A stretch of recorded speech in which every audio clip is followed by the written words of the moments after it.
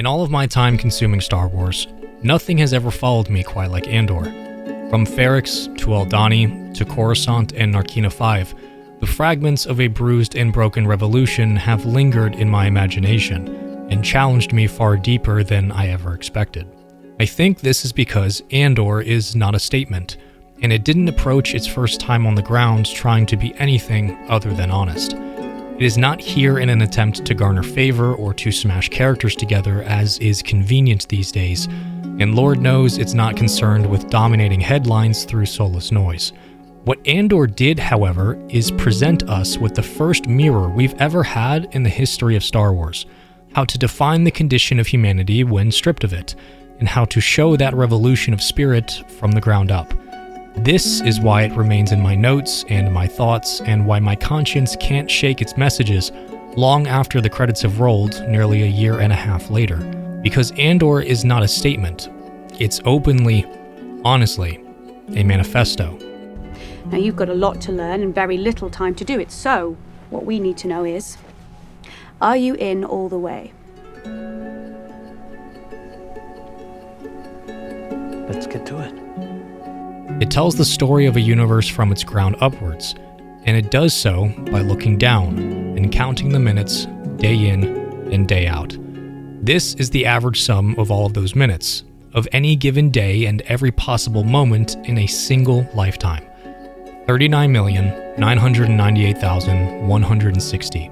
This is all of the suffering, all of the sacrifice, and all of the hope anyone from Fountain Square to Level 5 2D will surmount before exiting stage left. This decision by Andor to notice those moments, to count them slowly, intentionally or not, is one of the most important successes in the history of Star Wars. And all it asks from its characters is, how do you expect to climb if you're unwilling to look down? And what could you overcome if you paid attention to the gap growing beneath your feet? When considering the nature of these questions and the intentions behind this series, my answer to all of it is simple. Define what you're looking for. Do what Andor knew it had to. Look down.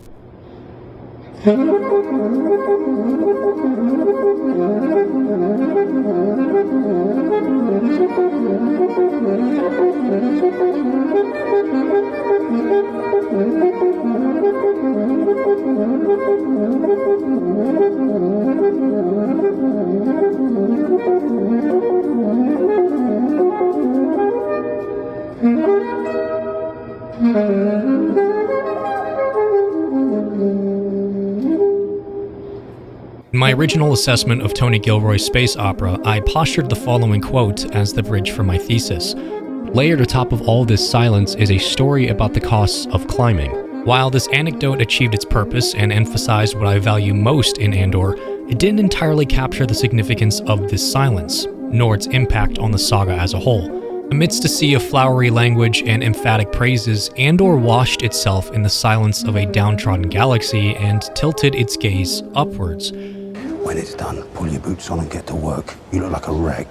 The power of silence in Star Wars' magnum opus only became noticeable because of the decision to show the world from its bootstraps, to show the people and their insomnias waking the rebellion along its horizon. Noticing silence can come across as loud as a single TIE fighter or as powerful as a Paragon shift if shown correctly, and following each swing of the Empire's axe, something remarkable happens. A chaotic and unregulated dance of manifestos begins to take shape at center stage, each with their own conflicts, each with their own finish lines, all within a fraction of those 39,998,160 minutes. As their climb gets harder and the burden of noticing aligns them, their sacrifices will ultimately bind them. A team built from the bootstraps of a broken world, a living manifesto. This is one of the first looks at the ground beneath a world so dense and so significant. Stepping back and taking in the silence one ground after the other, you realize that the trees of this intergalactic forest are beginning to grow together, unaware of the deep wind pulling them towards the horizon. The axe forgets what the tree remembers, but the roots of those trees know the ground better than anyone else, and against the dirt roads of Ferrix, the earthy groves of Aldani, and the sterilized tungstoid steel of Narkina 5, the roots burst forth and begin to climb. This is the power of noticing, and that power is a responsibility. Maybe, instead, that is Andor's greatest accomplishment. How it notices. It dragged its lens along the bottom of a world deep in paralysis, highlighting the importance of showing its characters as they are, as they continue to be. We've been given a window into Star Wars as it exists at its core, and not Star Wars as it's manufactured to be. How it reminds us that this universe should be regarded as the setting for a story, and not the story itself. Something most modern Star Wars just doesn't understand.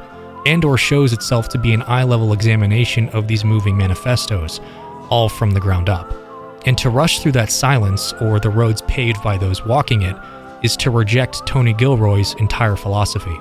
This attention to the ground, to every piece of dirt and grime, it all shows the world as a granular light seeping in from the periphery, rather than a coarse overexposure compromising the tones of the characters and the setting. For even the most endemic Star Wars fans, you must admit that the respect this director and his team have for giving the ground its moment to be seen goes farther for the credence of a universe more than any cameo will ever achieve. The musings of this place we call Andor are only quiet if you aren't listening, only boring if you aren't noticing, because Andor was the skeleton in Star Wars' closet, which is why all 4 locations of Ferrix, Aldani, Coruscant, and Narkina 5 work in harmony to bring us a unified horizon we can look towards. Ultimately, the effort of capturing an atmosphere at its most vulnerable is both prolific and immensely challenging. Where other Star Wars interpretations stare blankly into the distance and add nothing to the collective consciousness of its viewers, Andor looks down into the void beneath its feet and blinks. And that's the difference. For a show so widely misinterpreted from the loudest voices in the fandom, it's important to give Andor its moment of silence in the sun, to notice the denizens of its ground as they move as one, and not simply exponents in the background.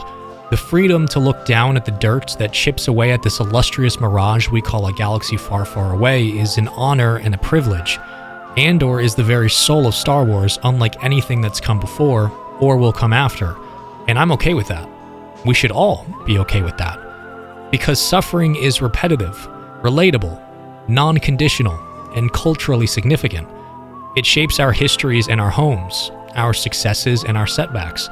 It resonates with us. It always does. There's an honesty to this world that you just can't find anywhere else. Kind of like Ferrix.